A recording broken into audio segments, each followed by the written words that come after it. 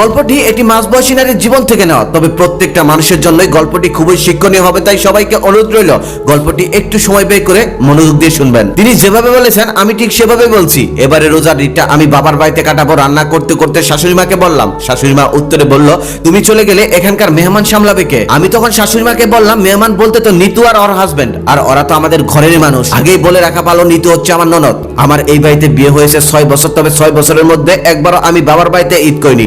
এবার প্রথম মনস্থির করেছি এবারে রোজার ঈদটা আমি বাবা মায়ের সাথেই করব। আমার পরিচয় দিয়ে নেই, আমি হচ্ছে রবি, একটা প্রাইভেট কোম্পানিতে চাকরি করি। আমার স্বামী সৈকত, সেও একটা প্রাইভেট ব্যাংকে চাকরি করেন। বিয়ের পর থেকে এই 6 বছরের মধ্যে আমার স্বামীর কাছ থেকে আমি কখনোই অবহেলা পাইনি, অবশ্য ভালোবাসার আদিক্ষেতাও পাইনি। প্রতিবেলা ফোন করে খোঁজ নেবে, এমনকি সপ্তাহে বাড়ি চলে আসবে। আমার কাছে ভালোবাসা মানে এতটুকুই। তবে মানুষটা একটু অন্যরকম আছে বটে। রেগে গেলে মুখের ভাষায় প্রকাশ করবে না, অন্য কোনো ভাবে বুঝিয়ে দেবে। সে রেগে গেলে আমার জন্য একটু বুঝতে সমস্যাই হয়, কারণ আমি তো আর জ্যোতিষী নই। কিভাবে বুঝবো সে আমার উপর কি কারণে রেগে আছে? সে যাই হোক, আমি যখন বুঝতে পারি সে আমার উপর রেগে আছে, তখন আমি নিজের থেকে সরি বলে সবকিছু মিটিয়ে নেই। তবে এতটুকু ছাড়া আর সবকিছু ঠিকঠাক। যাই হোক, কাজের কথায় আসি। তখন আমার শাশুড়ি মা আমার কথার উত্তরে বলল, ও আচ্ছা, তাহলে তুমি এটা বলতে চাচ্ছ আমার মেয়ে আর মেয়ের জামাইয়ের কোনো যত্ন আত্মীর প্রয়োজন নেই? তখন আমি বলেই ফেললাম, না মা, এটা বলতে চাইনি। তাছাড়া আপনি তো আসেনি, আর নিতু তো প্রত্যেকবার রোজার ঈদ এখানেই করে। আমার তো ইচ্ছে করে বাবা মায়ের সাথে একটা ঈদ করতে।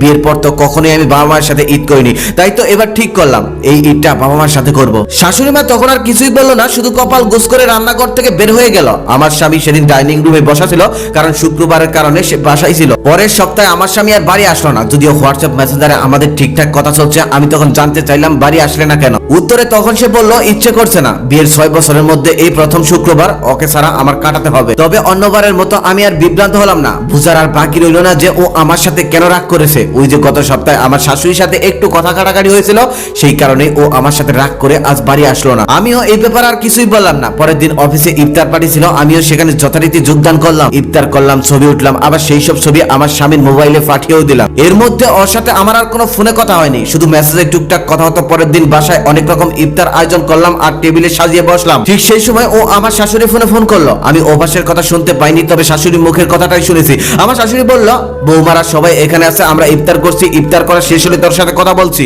এখন রাত, ইফতারের টাইম হয়ে গেছে। সেদিন রাতে যদিও আমি ওকে কয়েকবার ফোন করেছিলাম, তবে ফোন রিসিভ করেনি, তাই আমাদের কথাও হয়নি। পরের দিন অফিস শেষ করে আমি এক বান্ধবীকে নিয়ে শপিং করতে যাই। সেখানে যাওয়ার পর ও আমাকে ফোন ব্যাক করে। আমি তখন ফোনটা রিসিভ করেই বলেছিলাম, আমি এখন খুব ব্যস্ত, শপিং করতেছি, এই বলেই ফোনটা কেটে দিয়েছিলাম। না, আমি সেদিন তাকে ইগনোর করিনি, শুধু এটাই বুঝাতে চাইছিলাম তুমি আমার একমাত্র পৃথিবী নও। তুমি যদি অকারণে আমার সাথে রাগ করতে পারো, তাহলে আমারও অনেক অপশন আছে। তুমি শুধু আমাকে ইগনোর করবে আর আমি কেটে কেটে বালিশ ভিজাবো, আমি ওইরকম মেয়ে নই। পরের সপ্তাহে যথারীতি সে বাড়িতে এসেছিল, এই নিয়ে আমাকে আর কোনো কথা বলতে হয়নি। আরো একটা গল্প বলি, তখন বিয়ের একদম পর বিয়ের ছুটি শেষ করে অফিসে যাই। অফিসে অনেক কাজ আর প্রচন্ড জ্যামকে অপেক্ষা করে আমি যখন বিধ্বস্ত শরীর নিয়ে বাসা আসি, বাসা আসার সাথে সাথেই আমার শাশুড়ি মা আমাকে বলে, বৌমা আমাকে 1 কাপ চা বানিয়ে দাও তো। তখন আমি হাসি মুখেই বললাম, মা খুব টায়ার্ড লাগছে, একটু ফ্রেশ হয়ে আসি, তারপর চাটা দেই। আমার শাশুড়ি মা তখন বলল, আমার মাথা ব্যথা করছে এখন, আর তুমি চা দিবে ফ্রেশ হওয়ার পর?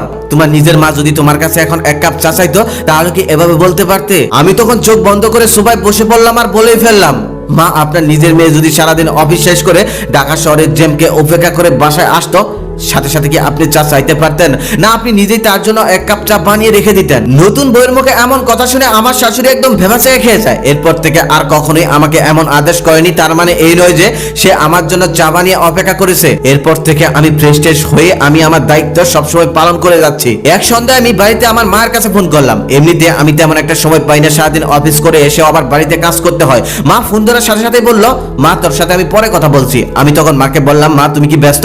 মা তখন বলল, না রে ব্যস্ত না, আমি একটা সিরিয়াল দেখতেছি, এই বলে ফোনটা কেটে দিল। তারপর মা ফোন ব্যাক করলো প্রায় 1 ঘন্টা পর। আমি রুমে বসেছিলাম, ঠিক সেই সময় ফোন দিয়ে মা বলল, হ্যাঁ রবি বল, কেমন আছিস? আমি তখন বললাম, মা আমি ব্যস্ত আছি, আমি গেম খেলতেছি, তুমি রাখো, আমি তোমার সাথে পরে কথা বলতেছি, এই বলে লাইনটা কেটে দিলাম। আমি বুঝতে পারছিলাম মা ব্যাপারটা অনুধাবন করতে পেরেছে। বিয়ের আগে আমার একটা সম্পর্ক ছিল, ব্যাপারটা আমার স্বামী সৈকত খুব ভালোভাবেই জানে, এ নিয়ে আমাদের মধ্যে কোনো প্রবলেম ছিল না। তবে লুবনা আমার বেস্ট ফ্রেন্ড বিয়ের পর প্রথম যখন আমাদের বাড়িতে বেড়াতে আসলো, আমার স্বামী সৈকতের সামনে সে হাসতে হাসতে হাসতে বলতে লাগলো, তুই না সিয়ামকে ছেড়ে দিয়ে ভালোই করেছিস। সিয়াম হচ্ছে আমার এক্স। লুবনার মুখে এমন কথা শুনে আমি কিছুটা অপমানিত বোধ করলাম। লুবনা যখন চলে যাচ্ছিল তখন হাসতে হাসতে মজা করার ছলে আমার স্বামীকে বলছিল, ভাইয়া আমার বান্ধবীকে দইরা রাখেন, না হলে কিন্তু পাখি উড়াল দিতে পারে, পাখি উড়াল দিলেই কিন্তু শেষ, আর খুঁজে পাইবেন না। লুবনা কথাগুলো মজা করার ছলেই বলছিল, তবে সৈকতের মুখটা একদম গম্ভীর হয়ে গিয়েছিল। আমিও অনেক লজ্জা বোধ করছিলাম। অবশ্য লুবনার বিয়েতে আমি আর আমার স্বামী দুজনেই গিয়েছিলাম। স্টেজে ছবি তোলার সময় লুবনার স্বামীকে আমি বললাম, আরে রফিক ভাই কেমন আছেন, আপনার কথা অনেকবার শুনেছি, অবশেষে তাহলে আপনারা মিলে গেলেন, বিয়ে পর্যন্ত করে ফেললেন। বেচারা আমার কথা শুনে ভেবাচেকা খেয়ে গেল। তবে আমি কিন্তু ভালোভাবেই জানি রফিকের সাথে লুবনার ব্রেকআপ হয়ে গেছে, এমনকি এই ভদ্রলোকটার জন্য, কারণ এই ভদ্রলোকটা হলো সম্পদশালী, স্টাবলিশ। আমার কথাটা শুনে লুবনার মুখটা কালো হয়ে গেল। আর ভদ্রলোক বলল, কি বলছেন, আমি তো রফিক নই, আমি তো শরীফুল ইসলাম। আমি তখন জিভে কামড় দিয়ে হাসি দিয়ে বললাম, আরে ধুলাভাই ভয় পায়েন না, আমি আপনার সাথে মজা করছিলাম। আমার ছেলের জন্ম হয় সিজারে, আমার শারীরিক একটু প্রবলেম ছিল, তাই ডক্টর আগের থেকে বলে রেখেছিল একটা রক্তদাতা ম্যানেজ করে রাখতে। রক্ত লাগবে এমন কোনো কথা নয়, তবে হাতের কাছে রাখা ভালো। আমার রক্তের গ্রুপ ও নেগেটিভ, আমার বোনেরও তাই আগের থেকে ওকে বলে রাখা হলো। ডক্টররা আগের থেকে সিজারের ডেট দিয়ে রেখেছিল, সেই নির্দিষ্ট ডেট অনুযায়ী সিজারের প্রিপারেশন নেওয়া হলো। আমার বোন বুয়েটে লেখাপড়া করতো। সিজারের দিন সকালে আমার স্বামী ফোন করলো, আর ও বলল, ভাইয়া আমার পরীক্ষা আছে, আজকে যদি পরীক্ষাটা না দেই তাহলে 1 বছর পিছিয়ে যেতে হবে। তারপর আমার স্বামী বলল, আচ্ছা ঠিক আছে, তুমি পরীক্ষা দাও, আমরা অন্য দিক থেকে ম্যানেজ করে নিচ্ছি। পরে রক্ত ম্যানেজও করা হয়েছিল, তবে রক্ত লাগেও নি। আল্লাহর রহমতে আমি আর আমার সন্তান সুস্থই ছিলাম। পরবর্তীতে ফেসবুকে আমি যা দেখি তা দেখে আমি অবাক হয়ে যাই। দেখি আমার বোন বন্ধুদের সাথে কক্সবাজারে ঘুরছে। আমি খোঁজ নিয়ে দেখি সেদিন ওর কোনো পরীক্ষাই ছিল না। কথাটা শোনার সাথে সাথে আমার বুকেরটা কেমন যেন নাড়া দিয়ে উঠেছিল। এরপর ছোট বোনের বিয়ের সময় আগে পরে সবকিছুতে ছিলাম, তবে বিয়ের দিন গেলাম না। অনেক ফোন করলো, অবশেষে যখন আমার ছোট বোন ফোন করলো তখন আমি ওকে বললাম, আর বলিস না রে, অফিস থেকে ছুটি পেয়েছি, আমরা একটু কক্সবাজারে ঘুরতে যাব, এটা প্ল্যান করেছি, কাপড় চোপড় গোছাচ্ছি, এই বলে ফোনটা কেটে দিয়েছিলাম। ছোট বোনের বিয়েতে বড় বোন যায়নি, এই নিয়ে অনেকে অনেক কথাই শুনিয়েছিল, তবে এতে আমার কোনো কিচ্ছু যায় আসে না। আমার অতি দুঃখের সময় যে পাশে থাকেনি, তার সুখের সময় আমার পাশে না থাকলেও চলবে। এখন অনেকেই হয়তো ভাববেন আমি রি-অ্যারেঞ্জ প্রিয় মানুষ, হয়তো তাই, আবার হয়তো না।